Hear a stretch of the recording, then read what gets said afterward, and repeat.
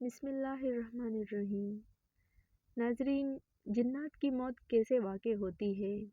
کیا انسانوں کی طرح جنات بھی زندگی اور موت کا ذائقہ چکھتے ہیں؟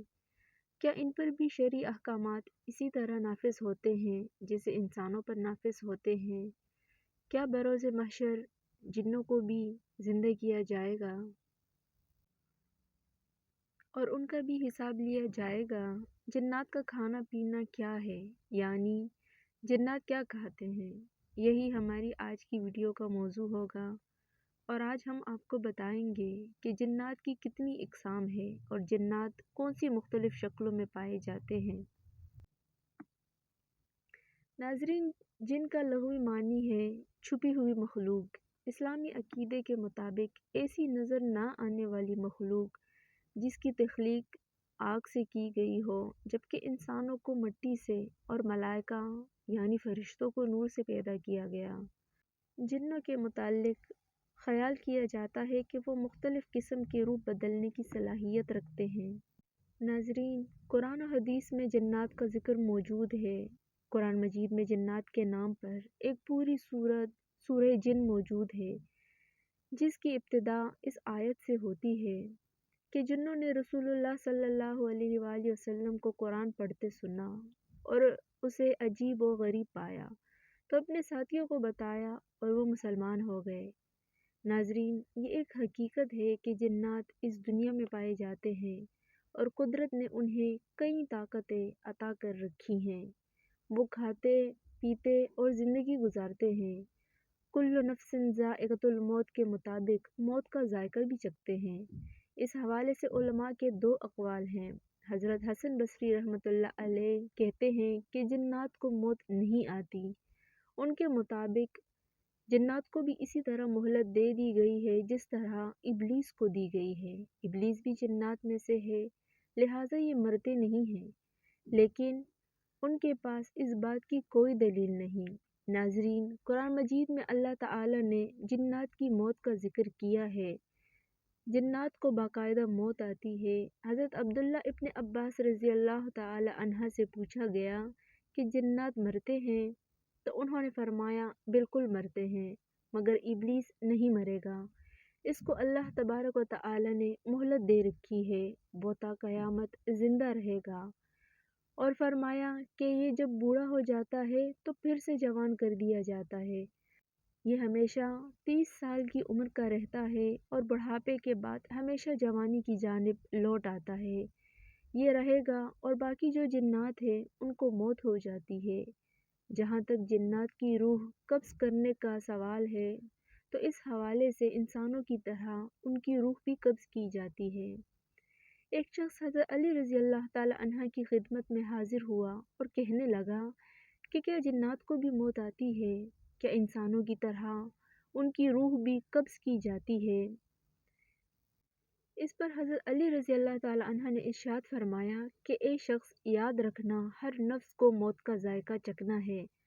اللہ نے اس زمین کے لیے 4 فرشتوں کو ذمہ داری دی ہے کہ وہ اللہ کی مخلوق کی روح قبض کریں۔ پہلا فرشتہ حضرت اسرائیل علیہ السلام ہے جو انسانوں کی روح قبض کرتے ہیں۔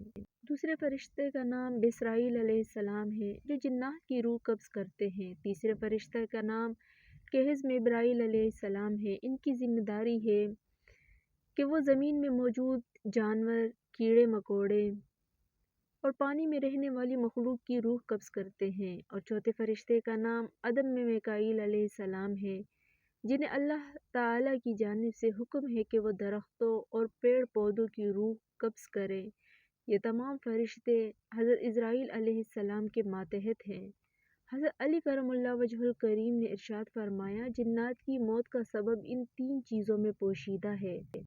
نمبر 1 مٹی، نمبر 2 بارش اور نمبر 3 شہد۔ جب جنات کی زندگی کا خاتمہ ہوتا ہے تو بسرائیل علیہ السلام جنت میں موجود شہد کی نہر سے چند قطرے شہد کے اٹھا کر جنات کے ماتھے پر رکھ دیتے ہیں، اور یوں جنات تڑپ اٹھتے ہیں، اور پھر وہ جن جو اللہ کے قوانین کو تسلیم کرتے ہیں ان کو وہ شہد لطف و سرور عطا کرتا ہے، اور ایسے جنات جو شیطان کے دوست بن کر انسانیت کو گمراہ کرتے ہیں موت کے وقت وہ کہتے ہیں کہ ہم نے اپنے آپ پر بڑا ظلم کیا ہے، ہم نے شیطان کی بات مان کر اپنے ساتھ بہت برا کیا۔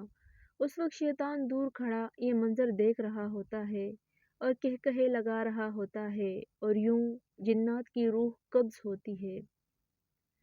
ناظرین، اس سے یہ بات ثابت ہوتی ہے کہ جنات کے انسانوں کی طرح موت اور زندگی کے معاملات ہیں، اور انسانوں کی طرح جنات کو موت اور حیات ہے، اور ان پر بھی شرعی احکامات لاگو ہوتے ہیں۔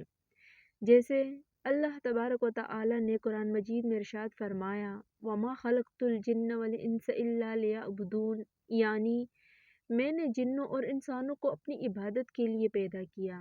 ناظرین، روایات میں آتا ہے کہ ابلیس کو آسمان و دنیا پر مقرر کیا گیا تھا۔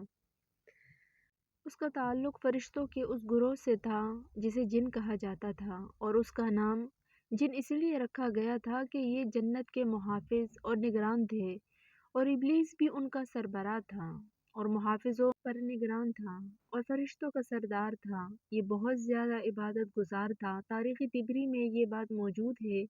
ناظرین، اسلام سے پہلے بھی عربوں میں جنوں کے تذکرے موجود تھے۔ اس زمانے میں لوگ سفر کرتے وقت جب رات آ جاتی تھی تو اپنے آپ کو جنوں کے سردار کے سپرد کر کے سو جایا کرتے تھے۔ جنات نے دنیا میں فتنہ و فساد برپا کر رکھا تھا۔ قرآن مجید میں حضرت سلیمان علیہ السلام کے متعلق بیان کیا گیا ہے کہ ان کی حکومت جنوں پر بھی تھی۔ حضرت سلیمان علیہ السلام نے جو عبادت گاہیں یعنی ہیکل تعمیر کروائیں وہ جنوں سے ہی بنوائیں۔ اللہ تعالی نے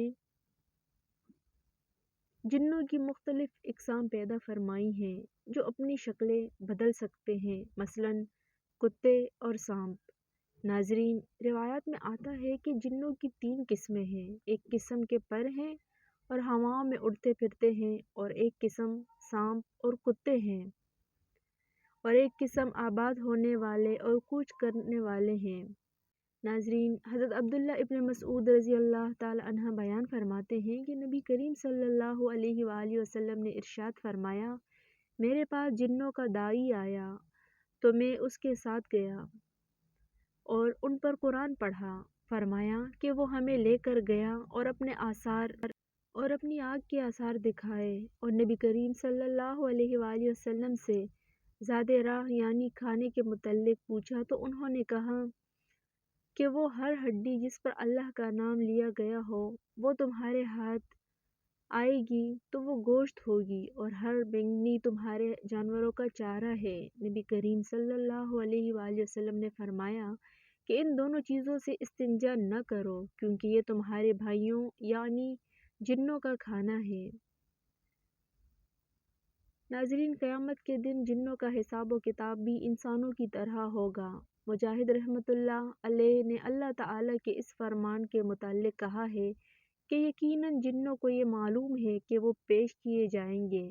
قرآن میں جنوں کو مرنے کے بعد اٹھانے کی طرف متوجہ کیا گیا ہے جس سے ان کی بھی موت و حیات کا ثبوت ملتا ہے۔ فرمان باری تعالی ہے، اور ایک گروہ جنات وہ انسان بھی ایسا ہی گمان کرنے لگے جیسا گمان تم نے کیا کہ اللہ مرنے کے بعد ہرگز کسی کو نہیں اٹھائے گا۔ ناظرین، اللہ پاک میرا سنانا اور آپ کا سننا دونوں اپنی بارگاہ میں قبول فرمائے۔ اسلامی واقعات اور معلوماتی ویڈیوز دیکھنے کے لیے ہمارے چینل کو ضرور سبسکرائب کریں۔ جزاک اللہ۔